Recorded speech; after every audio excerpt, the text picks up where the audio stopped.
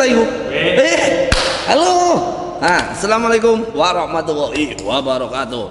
Alhamdulillahirabbil alamin. Amma ba'du. Halo. Arek-arek boy sing tersesat, terima selalu nasihat. Ketemu maneh karo Pak Raden di acara majelis ngaji lan ngopi secara virtual bareng Habib Muhammad Assegaf.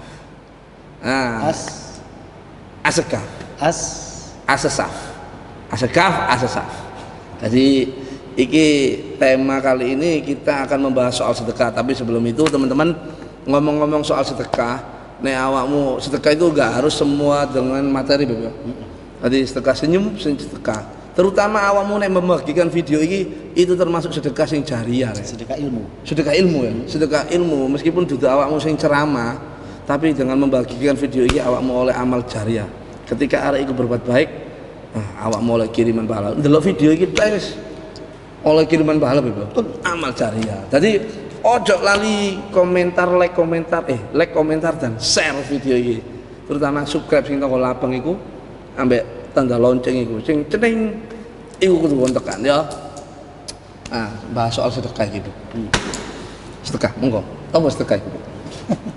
Sedekah itu ya menginfakkan sebagian harta yang kita punya untuk Allah. Untuk Allah. Di jalan Allah. Salah satunya kan tidak putus ketika meninggal. Ya. Ya, termasuk ada istilah infak jariyah. Ya kan, sedekah yang akan mengalir sampai dia mati. Sampai mati pun pahalanya ngalir pada dia. Sedekah itu.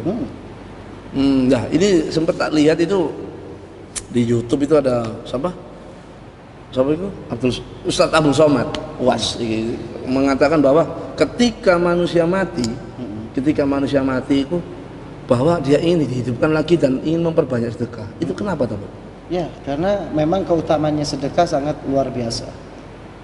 Maka cuman manusia itu ditutup. Kebanyakan hatinya tertutup. Untuk mudah sedekah itu sulit. Susah ya. Perlu lapang dada, perlu keikhlasan. Karena secara gak langsung harta yang dia kumpulkan dengan jerih payahnya kok akan diberikan dengan cuma-cuma. Zahirnya kan begitu. Jadi Pak Raden misalkan kerja sebulan dapat 1 juta. Ya, masih mau disedekahkan, kerja sebulan udah 1 juta, banting tulang keringat sampai nutupi mata kan gitu. Anggap aja 1 hari 30.000. Kok masih mau disedekahkan? Akhirnya berat ya, itu bagi orang yang menilai dohir. Apa dohir? Secara nyatanya. Oh, nyata. Harta yang kita punya nih, kalau kita sedekahkan kelihatannya berkurang. Padahal saya punya uang 1 juta, saya sedekahkan 100.000, kurang nggak? Kurang. Akhirnya keluar. Padahal kata Nabi SAW, mana kosomalun min sodakotin. Harta itu nggak akan berkurang karena sebab disedekahkan. Berkurang. Ini tadi 1 juta. Setelah saya sedekahkan tinggal 900.000. Kan berkurang. Kok Nabi bilang mana koso tidak berkurang? Kan begitu. Maksudnya nanti di akhirat akan tetap ada. Bahkan Nabi menjanjikan bal yazdad. Bakal nambah. 3 kali Nabi bilang. Tuh, terkadang itu enggak nunggu di akhir juga. Kontan. Langsung kita sedekahkan entah selang berapa hari lah katakanlah ya. Itu termasuk keutamanya sedekah. Jadi untuk memancing rezeki yang terhambat, sedekah. Dengan sedekah itu insya Allah akan dipermudah rezekinya begitu. Makanya bagi siapapun yang mempunyai harta, sempatkan untuk bersedekah. Terutama pembangunan masjid, majelis taklim, pondok pesantren, madrasah diniyah, panti-panti jompo, jalan itu rumah yatim, jalan, menyediakan air untuk orang kawasan yang butuh air, ya kan, menyediakan fasilitas sekolah, itu termasuk sedekah. Yang selama barang itu masih digunakan, maka selama itu juga pahalanya akan mengalir. Gini Pak Raden, orang kadang banyak lalai. Harta itu yang masih kita simpan di saku dan di rekening atau di brankas kita, itu belum milik kita. Meskipun secara zahirnya itu milik kita, tapi itu belum milik kita. Kenapa? Karena belum kita sedekahkan. Kalau sudah kita sedekahkan, baru jadi milik kita. Oh. Contoh, Pak Raden ini kerja nih, 24 jam, wah dapat uang, dapat mobil, dapat rumah, dapat segala macam. Ya kan? Itu belum tentu miliknya Pak Raden selamanya. Karena ada penerus sih. Bisa jadi ketika Pak Raden meninggal, ya kan, istri Pak Raden kawin lagi, ya kan? Akhirnya siapa yang naik mobilnya Pak Raden? Suami baru istri, kan gitu. Iya terus. Akhirnya siapa yang tinggal di rumahnya Pak Raden? Suami baru istri. Dan lebih parahnya Pak Raden ketika sudah ada di dalam kubur tuh, ya sudah dikain kafan. Oh, nggak bisa. Ngelihat, istri saya menziarahi saya. Subhanallah, ternyata dia datang dengan mobilnya Pak Raden dan yang menyetir adalah suami barunya Pak Raden. Pamit rapi mana? Tuh bayangin tuh. Iya. Harta kalau ditinggal, kalau tidak disedekahkan, masih bisa jadi kemungkinan harta itu akan berpindah alih kepada suami baru istrimu. Atau ke anak-anakmu.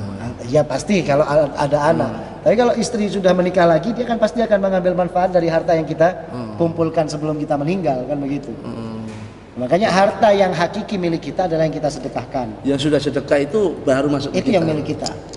Nabi bilang ketika Sayyidatuna Aisyah Nabi menyembelih kambing, maka Nabi bilang, sudah Aisyah bagi-bagikan ini kalau ada orang yang butuh. Dibagikan sama Siti Aisyah semuanya, hanya tinggal satu sampel saja, paha.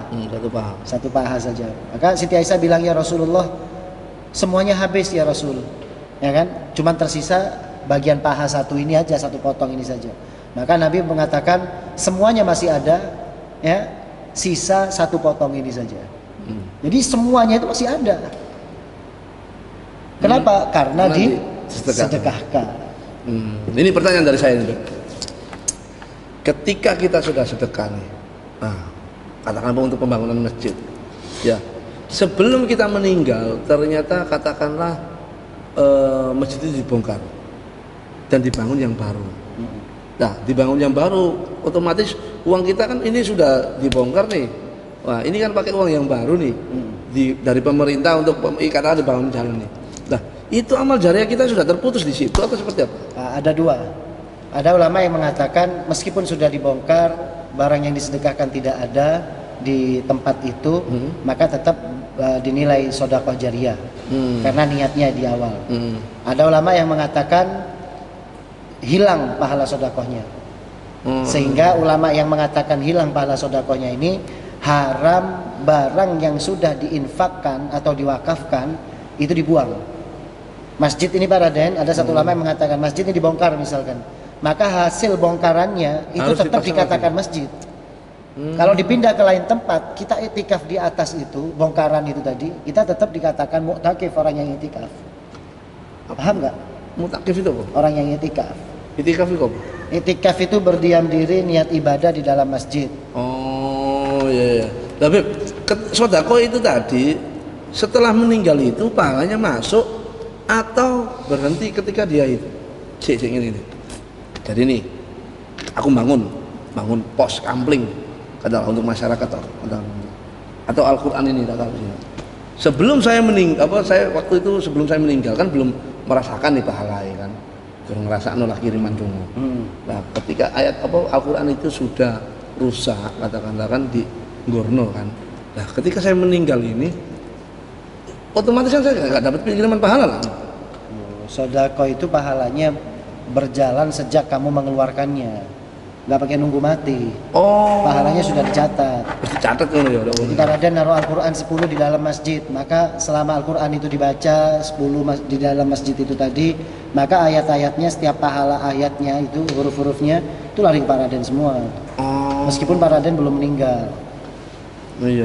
Makanya paling enggak bagus tuh sedekah Al-Quran, ya kan? Seminggu sekali beli Al-Quran, kirim ke masjid-masjid gitu. Ngono rek. Jadi iku mau kekuatan dari sedekah Beb.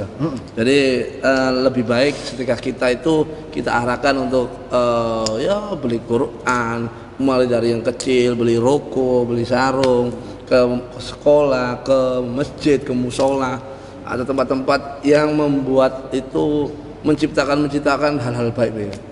Nah, termasuk ke pondok pesantren lah. Aku eling-eling Habib Muhammad iki ngomong-ngomong sedekah iku ono amal jariah sing sejariah-jariahnya yaitu membangun yayasan atau pondok pesantren. Karena di situ ada generasi-generasi yang akan menjadi santri-santri sing iso cikal bakale yai ambek ulama-ulama Nah, salah satunya jenenge pondok pesantren Habib Muhammad iki jenenge pondok pesantren Ar-Raudhah itu artinya Taman Surga. Jadi kita Habib Muhammad ini membangun pondok pesantren Ar-Raudhah di Jalan Bangkingan, Lakar Santri, Surabaya. Insya Allah ini pembebasan lahan. Mungkin awakmu ono niatan pengen nyumbang ndok kono karena iku meneh bakal jadi pondok pesantren Rek. Ketika jadi pondok pesantren, Habib Muhammad ngajar santri-santri ini dan santri-santri ini gede terus duwe santri maneh. Santri ini gimana duwe gede duwe santri maneh. Jariah terus Beb. Nah, iku terus Rek. Jadi seberapa pun ngajar Pak Raden. Pak Raden amin ngajar aku. Pak Raden lulus jadi kiai gede aku. Punya murid lagi. Duwe murid maneh akeh. Setiap muridnya punya murid lagi. Punya murid maneh dadi koyo MLM ngono ya. MLM. Tapi iki MLM pahala jariah. Nah, iku bayangno pahala sing mbok oleh tanpa kon harus melakukan ibadah sing iku. Tapi ibadah wajib tetep Rek. Ngono. Ngono. Jadi mungkin arek-arek tersesat pengen atau jamaah majelis ngajilan ngopi pengen sedekah sing jariah iku mau iso ngirim transfer melalui rekening Dok Nisor iki ya, Dok Nisor iki karena ada juga sumbangan per meter. Oh, ada sumbangan per meter. 1.200.000 per meter. Per meternya 1.200.000 untuk makam di sana ya? Enggak. Makam di dalam pesantren dengan menyumbang 50 juta. Menyumbang 50 juta untuk pembebasan lahan itu akan dimakamkan. Maka dia akan diberi fasilitas untuk bisa dimakamkan di dalam pesantren. Kalau dimakamkan di situ otomatis setiap hari dapat doa Bapak? Iya, dapat kiriman doa dari santri kan. Oh iya ya, pendino kan ono itu ya. Setiap hari dikelilingi orang-orang belajar, sholawatan, zikir, Quran, nikmat dok kono dadi gak kekurangan kentekan pangan kan kono ya Bapak. Pas mati yo. Ono cerita sing episode wingi lah kamu iso ndelok yo. Ngono. Dadi mungkin iso mulai dari Rp1.000 sampai tak terhingga. Iku iso kirim rekening nang Nisor iki ya. Suwun wis melihat video ini. Terima kasih sudah melihat video ini dan paling penting jangan lupa like, komentar dan share video ini sebanyak-banyaknya, subscribe juga. Ben iso dakwah lebih banyak, terus dukung dakwah Majelis Ngajilan Ngopi bareng Habib Muhammad dan Pak Raden Asesa. Wabillahil taufik wal hidayah. Wabillahi taufik wal hidayah. Wassalamualaikum warahmatullahi wabarakatuh.